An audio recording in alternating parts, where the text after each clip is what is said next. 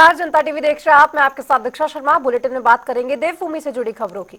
देहरादून में बीजेपी ने आगामी निकाय चुनाव को लेकर अपनी कमर कस ली है, जिसको लेकर नगर निगम, नगर पालिका और नगर पंचायतों में संगठन की तरफ से नेताओं को पर्यवेक्षक की जिम्मेदारी भी दे दी गई है, जिस पर बीजेपी प्रदेश प्रवक्ता हनी पाठक ने बयान देते हुए कहा कि बीजेपी हमेशा अपने कार्यों में लगी रहती है। और क्या कुछ कहा, ये भी आप सुनिए।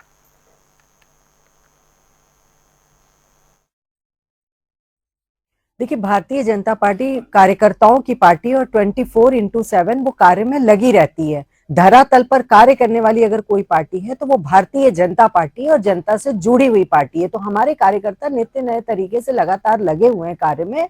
उसको देखते हुए पर्यवेक्षक भी तैनात किए गए हैं और वो पर्यवेक्षक की रिपोर्ट आएगी, उस हिसाब से लोगों की टिकट की जो दावेदारी है उसका आकलन किया जाएगा। उसके बाद टिकट का वितरण पूरा राय मशवरा लेके किया जाएगा। लेकिन पूरी तरीके से कहा जा सकता है कि जो हमारी तैयारी है वो पूरी हो रखी है।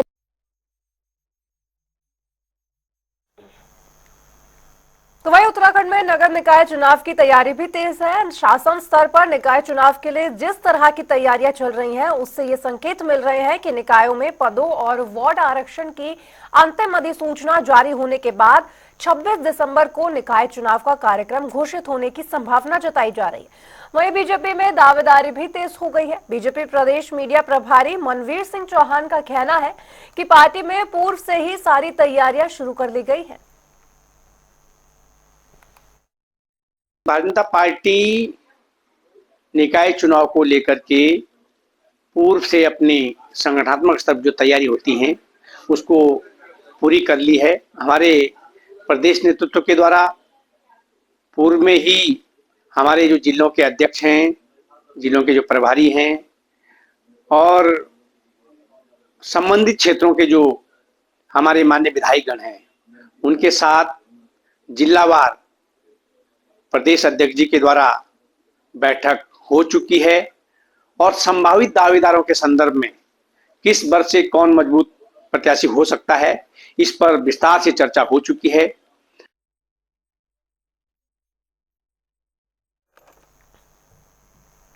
तो वहीं उत्तराखंड के पूर्व मुख्यमंत्री त्रिवेंद्र सिंह रावत ने पिछले दिनों प्रदेश में कानून व्यवस्था को लेकर अपनी ही सरकार पर सवाल उठाए थे। वहीं उन्होंने पुलिस प्रशासन की कार्य प्रणाली में भी सुधार के लिए अधिकारियों को नसीहत भी दी। इसी के चलते अब प्रदेश में नए डीजीपी दीपम सेठ के कार्यभार संभालने के बाद पूर्व मुख्यमंत्री पुलिस व्यवस्था में सुधार की बात कह रहे हैं। और इसी के चलते उन्होंने कहा कि दीपम सेठ वरिष्ठ आईपीएस अधिकारी हैं, अपने कार्य और जिम्मेदारियों को बखूबी निभाना जानते हैं। देखिए, कानून व्यवस्था प्रदेश की मैं समझता हूँ कि ठीक है, अच्छी व्यवस्था है। अब नए अधिकारी भी आए हैं, मैं जानता हूँ वो अपनी जिम्मेदारियों के प्रति फोकस्ड रहते हैं। पुलिसिंग कैसी होनी चाहिए उनका बहुत अच्छा अनुभव है और मुझे लगता है कि उससे आने वाले समय में अगर कहीं पर कोई ऐसी लापरवाही के कारण या कोई कमियां हैं तो दूर करने में उनको सक्षम है। तो उधर निकाय चुनाव से संबंधित आरक्षण की लिस्ट जारी होते ही प्रदेश में राजनीति हलचल तेज हो गई है। वहीं खटीमा के लोगों में चुनाव को लेकर काफी उत्साह देखने को मिल रहा है, जिसको लेकर पूर्व सैनिक संगठनों ने बैठक का आयोजन किया, जहां अध्यक्ष पद पर पूर्व सैनिक संगठन के अध्यक्ष रिटायर्ड कैप्टन गंभीर सिंह धामी को टिकट दिए जाने की बीजेपी से मांग उठाई है।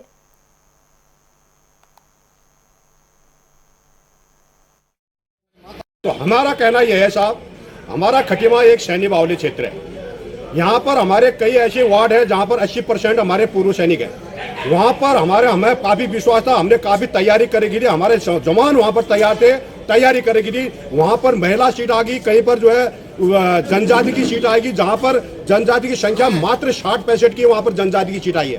पहली बात तो हम चाहते हैं जो हमारे सैन्य बाहुल्य क्षेत्र थे वहाँ पर हमारा जो है सैनिकों को 5% के लिए जो वहाँ पर सीट मिलनी चाहिए।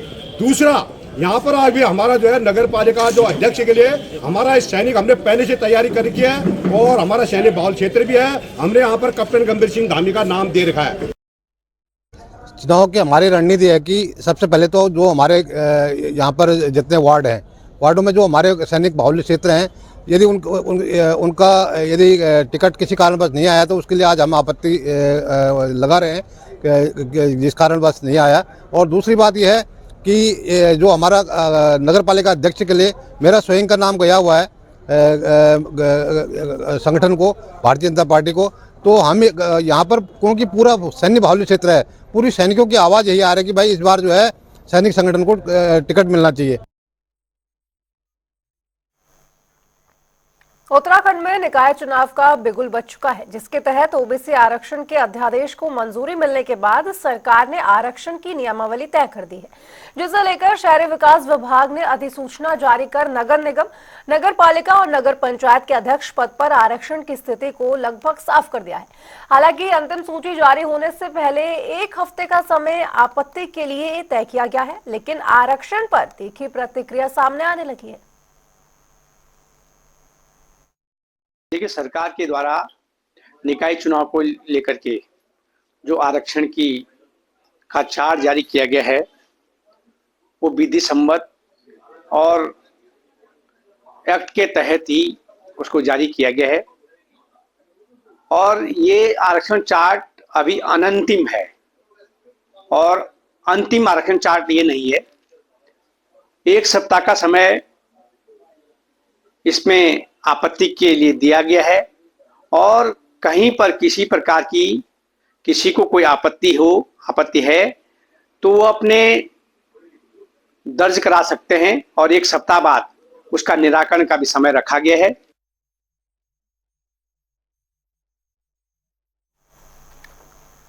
तो वहीं स्वामी विवेकानंद की 125वीं स्मृति के उपलक्ष्य पर हल्द्वानी में 28 दिसंबर को ऐतिहासिक पदयात्रा का आयोजन होने वाला है। जानकारी के मुताबिक 29 दिसंबर को यह यात्रा काठगोदाम से आरंभ होगी। वहीं 12 जनवरी को स्वामी विवेकानंद की जयंती पर इस यात्रा का समापन होगा।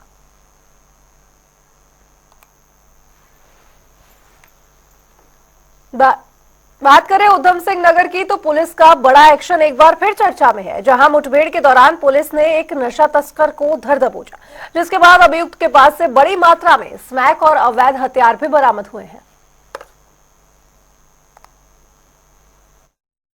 काशीपुर पुलिस और एसओजी के द्वारा काशीपुर में कब्रिस्तान के पास चेकिंग की जा रही थी। उसमें एक बाइक सवार को रोकने का प्रयास किया गया, लेकिन वह रुका नहीं और बाइक छोड़कर भागने लगा। जब वो कुछ दूर गया तो उसने पुलिस पर फायर कर दिया। जवाब में पुलिस ने भी फायर किया, जिससे कि उसके दाहिने पैर में गोली लगी। उसे गिरफ्तार किया गया, उसकी चेकिंग की गई, जिसमें कि लगभग 250 ग्राम के करीब स्मैक बरामद हुई और उसके पास से एक तमंचा मिला। अभी उसे अस्पताल ले आया गया है, वह सुरक्षित है और उससे और पूछताछ की जाएगी, जिससे कि उसके साथ शामिल और लोग जो कि स्मैक का काम करते हैं और जो अवैध नशे का व्यापार करते हैं उनकी जानकारी ली जाएगी। तो उधर देहरादून में पुलिस ने स्कूलों में जाकर जागरूकता अभियान चलाया और इस कार्यक्रम के दौरान स्कूली बच्चों को नशे से दूर होने वाले दुष्प्रभाव के बारे में जानकारी भी दी।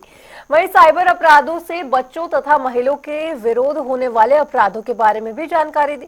साथ ही साथ स्कूली बच्चों को यातायात के नियमों के बारे में विस्तार से जानकारी देते हुए उनके सवालों के जवाब देकर उनकी जिज्ञासाओं को शांत किया और सुझावों तथा विचारों को आदान प्रदान भी करते नजर आए। देखिए, जो हमारे जो देखा जाए 3 तरह के जो क्राइम, खासकर जो एक नशे के विरुद्ध जो कहीं ना कहीं बच्चे युवा दलदल में फंस जाते हैं। दूसरा है साइबर अपराध। अगर बच्चे जागरूक होंगे तो अपने पेरेंट्स को भी जागरूक करेंगे, क्योंकि बचाव ही अवेयरनेस ही इसका जो सबसे बड़ा कारण है कि जितना आप अवेयर रहेंगे, जागरूक रहेंगे, ऐसे साइबर अपराधों से बच सकेंगे। तो अगर हम बच्चों को जाकर स्कूल कॉलेजेस में जिस तरह से हम फोकस कर रहे हैं, जिससे वो अपने पेरेंट्स को, अपने दोस्तों को, अन्य लोगों को बताएं, जिससे कि इस तरह के साइबर ट्रैप में ना फंसे। तो वहीं उत्तराखंड में यूनिफॉर्म सिविल कोड जल्द लागू करने के लिए जिला स्तर से लेकर ब्लॉक स्तर तक के अधिकारियों और न्यायिक व्यवस्था से जुड़े लोगों को ट्रेनिंग दी जा रही है, जिसको लेकर समिति की सदस्य सुरेखा डंगवाल ने कहा कि इसके लिए एक ऐप भी तैयार किया जा चुका है। जो रूल मेकिंग कमेटी थी उसने 18 अक्टूबर को अपने रूल्स और रेगुलेशंस सरकार को जमा कर लिए थे। अब उसके इम्प्लीमेंटेशन के लिए फिर से एक कमेटी बनी है। मेरा सौभाग्य है कि मैं उस कमेटी में भी हूँ। इम्प्लीमेंटेशन के लिए आपको ट्रेनिंग का पार्ट बहुत इम्पॉर्टेंट है। तो सारे जिलों में भ्रमण कर जिला स्तर के अधिकारियों को, ब्लॉक स्तर के अधिकारियों को, क्योंकि यूसीसी का ज़्यादातर पार्ट ऑनलाइन होने वाला है, डिजिटल होने वाला है। हमारे एक ऐप में सब कुछ उपलब्ध होने वाला है और ये यूज़र फ्रेंडली है। जनता की सुविधा के लिए जो रूल बनाए गए हैं कोई कॉम्प्लिकेटेड नहीं है। आपको रजिस्ट्रेशन करना है तो आप अपने मोबाइल में कर सकते हैं। इसके लिए ट्रेनिंग बहुत ज़रूरी है, तो ये ट्रेनिंग का पार्ट बहुत जल्दी शुरू हो जाएगा।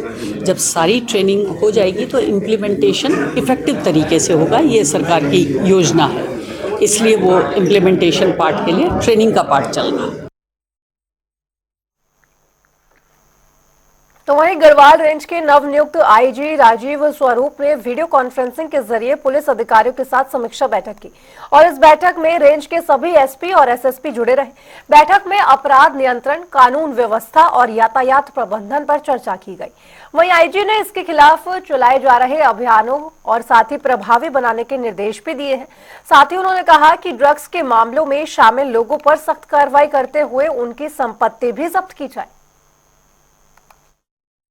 आज हमारे पूरे रेंज स्तर के पे ये मीटिंग हुई, जिसमें कि हमारे जितने भी एसएसपी एसपीज थे वो कनेक्टेड थे।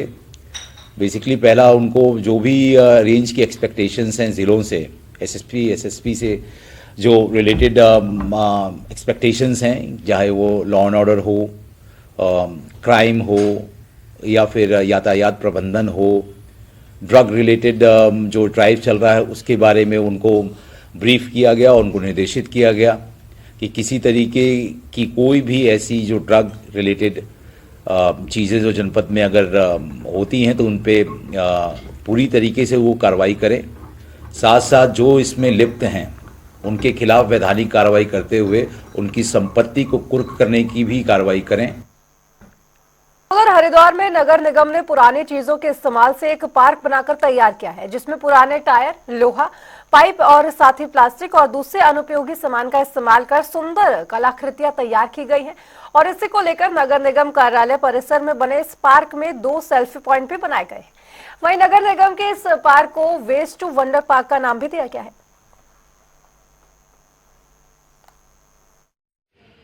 वेस्ट टू वंडर पार्क में हमारे द्वारा जो अनुपयोगी वस्तुएं हैं उनका उपयोग किया गया है। उस पार्क में हमने 2 सेल्फी पॉइंट बनाए हैं जो मुख्यतः हमारे अनुपयोगी वस्तुओं से तैयार किए गए हैं।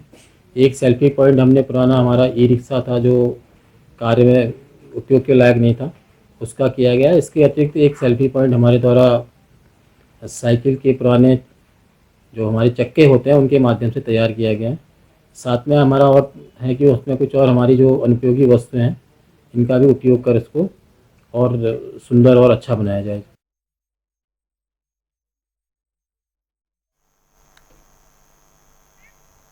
तो वहीं राज्य में शीतकालीन यात्रा को देखते हुए उत्तरकाशी में हिमपात से प्रभावित होने वाली सड़कों को निरंतर खुला रखने के लिए जरूरी मशीनों का तैनाती किया जा रहा है। वहीं बात करें गंगोत्री धाम की, तो धाम में 5 मंदिर समिति के लोग मां गंगा की सेवा करने में लगातार जुटे हुए हैं, जिस पर गंगोत्री धाम के पुजारी राजेश सेमवाल ने जानकारी देते हुए बताया कि मंदिर समिति के 12 लोग शीतकाल के दौरान मां गंगा की सेवा में लगे हुए हैं।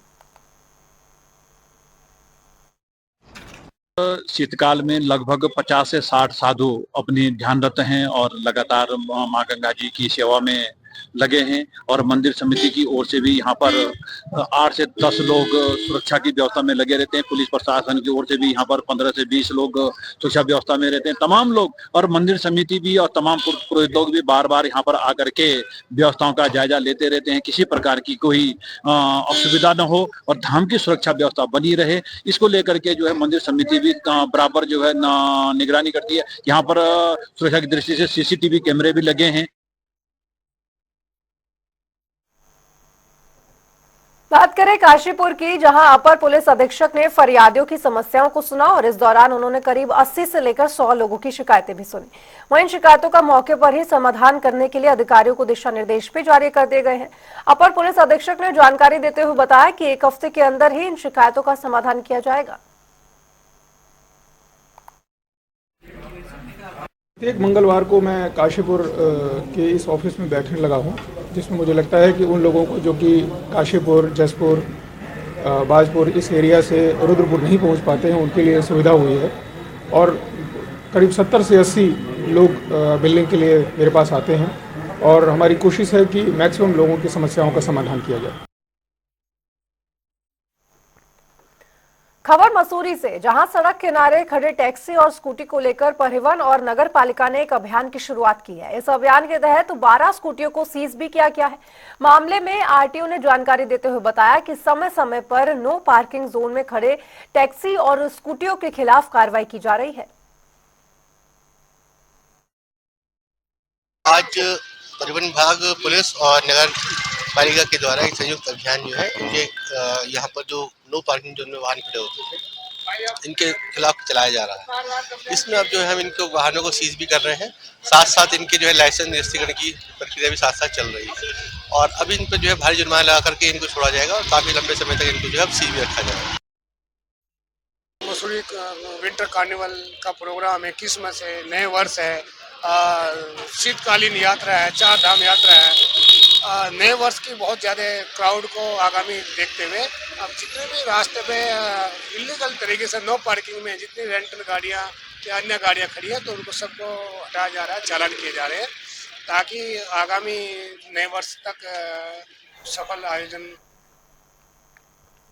तो उधर ज्योतिष पीठ के जगत गुरु शंकराचार्य स्वामी अविमुक्तेश्वरानंद महाराज शीतकालीन चारधाम यात्रा पर यमुनोत्री धाम के मुख्य पड़ाव बटकौड़ पहुंचे, जहां उन्होंने बटकौड़ में यमुनोत्री प्रेस वार्ता की और इस दौरान उन्होंने कहा कि केंद्र और राज्य सरकार को समुदाय विशेष के लिए कानून बनाना चाहिए, जिससे देवभूमि की डेमोग्राफी परिवर्तित न हो।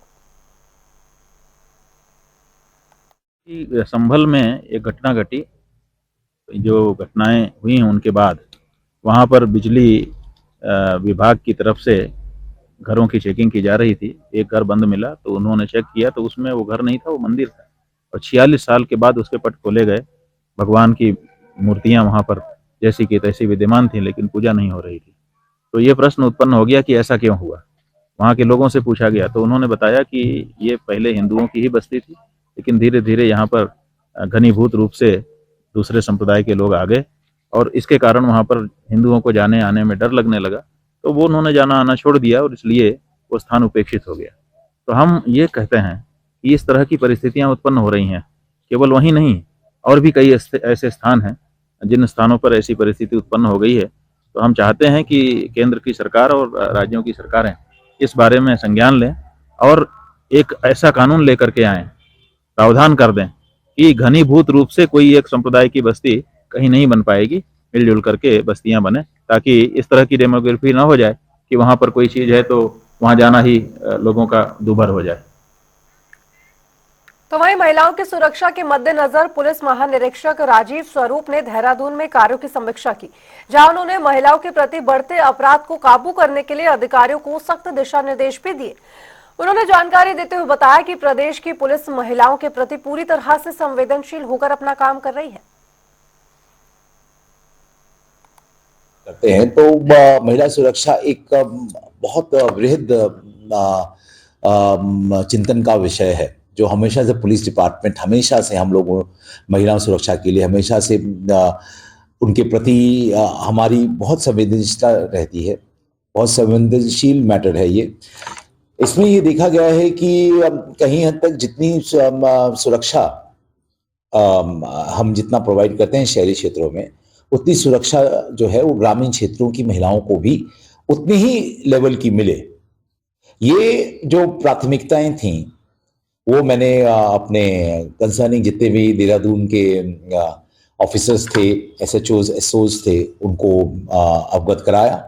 क्योंकि अभी देखिए भी ठंड के मौसम में जब कोहरा होता है और विशेषकर ग्रामीण महिलाएं के साथ में उस समय अपराध वृद्धि होती है। तो इसी को देखते हुए जो आगामी जो ये ठंड के सीजन में इस तरह की कोई भी घटना, अप्रिय घटना ना होने पाए। और चलिए, बुलेटिन में फिलहाल इतना ही, लेकिन खबरों का सिलसिला जनता टीवी पर लगातार जारी है। नमस्कार।